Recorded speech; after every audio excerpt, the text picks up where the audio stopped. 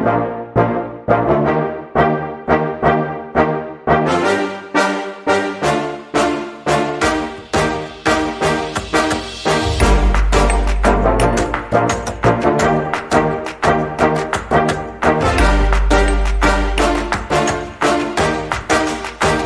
mga ka-groomers, good morning. Medyo matagal-tagal na rin tayong hindi nakapag-content. And speaking of content, marami tayong content na abangan. Mga breeders, groomers from Zamboanga City next week. So shout out to Sir Gary Paul, PJ, Asol, Dinomsor, Niher, Ozardam. So Raid Explorer ang kilala ko to si Sir. And also shout out to Arcarna Betita, and shout out to Juan Miguel, and hopefully mabisita din natin si Sir Amak Line. So yan yung mga abangan natin na mga content sa Zamboanga City mga groomers. And also I just wanna shout out lang din kay Oyek Aquafish from Panabo City, Miljong Aquatics, Malaybalay, Bukidnon, Joseph Mikaydor from Jensen, and Chris Castro. Again, also mga groomers, I'm inviting everyone in advance sa mga coming natin na mga actual goldfish show. So we have September 20, 21, and 22 this coming Saturday na. So this is the 10th Iligan National Actual Goldfish Show. We have this coming October the second Mayor Jose Relampagos National Actual Goldfish Show, October 11, 12, and 13. And shout out kay Sir Prime Dakutan, Sena Doc Cyril, and lahat ng ODGT. So United Davao Goldfish Team. Shout out sa inyo mga kaibigan natin dyan sa Davao. Hopefully makavisit din ako sa second or makapunta kasi medyo malayo eh.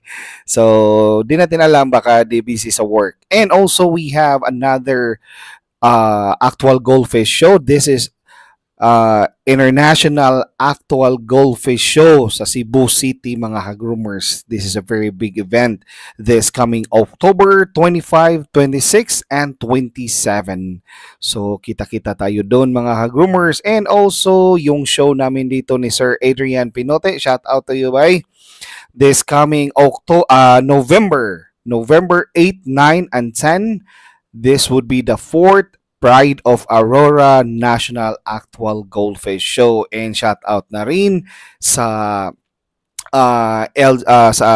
LGU Aurora. Salamat din sa suporta, especially sa trophies natin. So maraming salamat, and hopefully marami pang actual goldfish show na by next year. So abangan natin yan, mga groomers. Groom lang yun tayo. And also mga ka-groomers, our content for today, this is in regards sa request ni Sir Chris Castro regarding on the wind and the color development. So again, please. Good morning mga ka-groomers. Once again, this is Fritz Inisa, and welcome to my vlog. So mga ka-groomers, again, our content for today is being requested by one of our subscribers. So thank you very much, sir, for your request. So this is in regards to wind development and color development. So first, dito tayo sa wind development. So as you can see, may dalawa tayong rancho na sample for the wind development, mga ka-groomers. Yung isang rancho, almost jumbo na yan, and yung isa is medium size. So for as you notice on the video, mga groomers, sa mga isda, yung jumbo, mga groomers, is yung when niya is for me kaka-develop lang since yung sa noon niya is yun pa yung medyo makapal na when. So yung cheeks niya or yung both sides niya are hindi pa talaga nagde-develop ang wen. So, may konting wen but hindi ganyan kakapal. Compare sa mga rancho ko na ganyang size na sobrang kakapal na. So, compare it to the medium size na rancho. I don't know if you can see it clearly sa video. So, sobrang kapal na niya ng wen. Surrounded by wen na yung buong ano niya, yung buong mukha niya. So, sa kulay lang medyo hindi pa ganun ka full reds yung medium size. Yung jumbo size naman natin is red na, pero not that super red talaga. So there's a color difference naman. And all of these three fishes, mga ka-groomers, naka-direct sunlight to sila. So kaya may short body, short tail na oranda, it's because I want you to see as well the color development. So itong large na short body, short tail na oranda na material grade, and this is let me check. Female. Female pala to. Kala ko male to. Let me double check, mga ka-groomers ha. I just want to make sure na okay, male pala.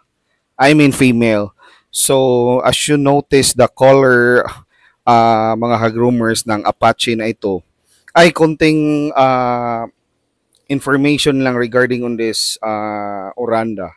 Ito po ay all black before. Nung nasa medium size, small to medium size siya, black to siya, mga groomers. And from time to time, mga 5-6 months na to sa akin, on this size na naging Apache. So, yan yung ano kasi, dagdag ko lang to. Yan yung nakagandahan ng mga black, mga kirin, kaliko, is paiba-iba yung ano niya. May Apache ako noon na naging full red, may mga kaliko ako na naging kirin. So okay lang kahit kahit anong lumabas na kulay, kasi part yan ng development ng ng kaliko, yung kirin.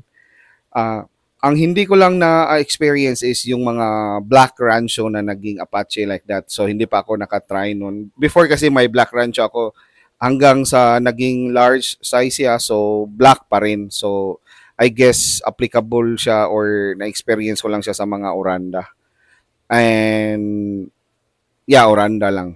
And also the Ryukin pala. But, ang Ryukin lang is, yung kaliko ko before is, medyo dumami yung color black, ganyan.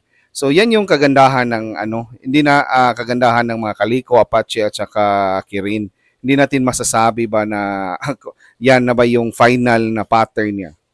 So going back to the topic, mga ka-groomers, is yung yung kulay niya from time to time. So again, as you notice, red na talaga yung yung sa Apache na oranda at saka solid black. So, regarding on sa tanong ni Sir or yung suggestion niya is, kaya pa bang mag-develop ng isda kahit medyo late na?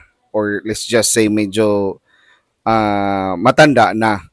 So, for me, sa experience ko dito sa rancho na jumbo ko, so siguro may chance pa, kasi as I can see on my rancho na jumbo is makapal na yung wen, pero yung sa noo lang as of the moment.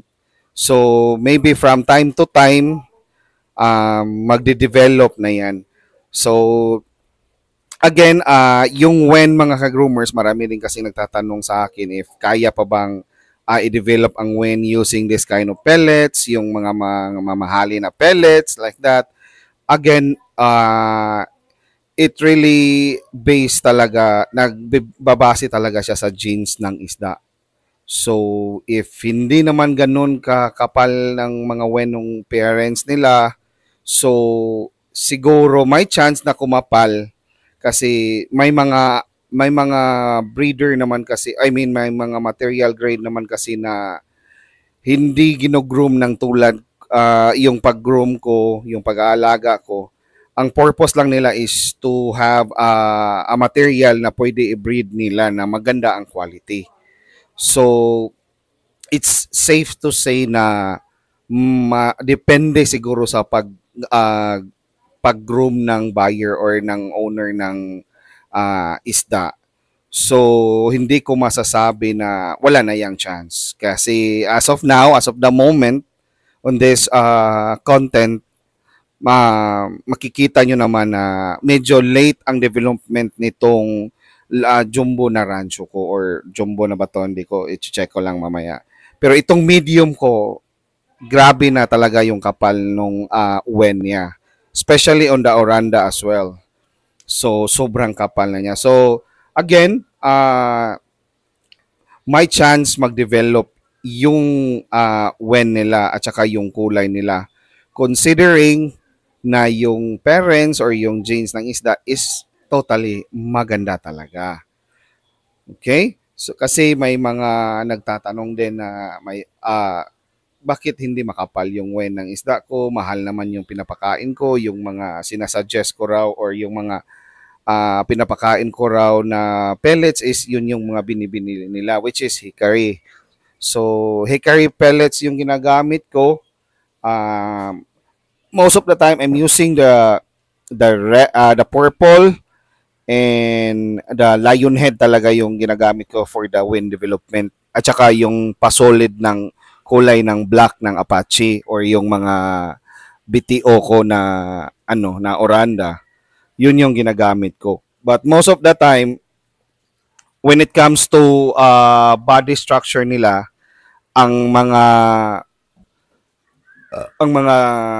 um, pagkain na binibigay ko are steam egg. Kasi yan yun talagang medyo madali silang mag-belly drop. Yung pellets, yan lang yung ginagamit ko as alternate lang sa steam egg ba. So pag okay na yung cut belly, so dito naman tayo sa kulay magpapa-develop. And dito naman tayo sa wen. So balance lang talaga ang pagpapakain mga ka-groomers. Hindi yung pakainin mo ng pakainin para mabilis lumaki. In short, wala talagang shortcut sa pag-groom ng isda. Lahat process yan. Kasi pag minadali mo, baka masayang lang yung isda. Alam nyo na yung ibig kong sabihin. Baka mamatay lang yung isda.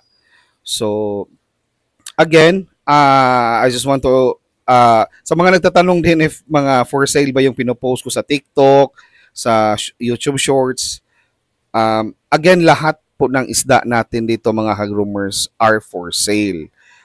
We have also show potential, pero hindi po ako nagbebenta ng material grade na juvie or small size kasi hindi pa yan na-gender mga ka-groomer sa mga hindi pa sa mga newbies hindi pa no gender yung may nag-inquire din kasi sa akin na pwede bumili ng material grade male o pair na juvie size hindi po na gender ang juvie size ang liit pa niyan mga groomers at saka sensitive yung mga juvie size kaya hindi ko binebenta baka masayang lang sa sa pagdating diyan sa inyo so kaya ako mas prefer ko nagbebenta ng mga medium to jumbo size para kita na talaga ng ang quality ng buyer. So, yung pera na yung pera na binabayad nyo are naman sulit naman. So, most of my kasi mga buyers ko or market ko are collectors. Aside from yung mahilig sa mga shows, so yung mga collector talaga na gusto nilang i-display yung isda sa mismong loob ng bahay nila para pag may bisita, ganun, ay magandang tanawin ba sa loob ng bahay nila. So yan yung natin mga groomers market. Kaya yung mga isda na nire-release ko are medium to jumbo size na. Yung hindi naman fully grown, pero pag jumbo na masasabi ko ng fully grown na yan. So again mga groomers, hope may natutunan tayo sa short na video na ito. And again, this is Fritz Sinisa. Thank you for watching. See you on the next vlog.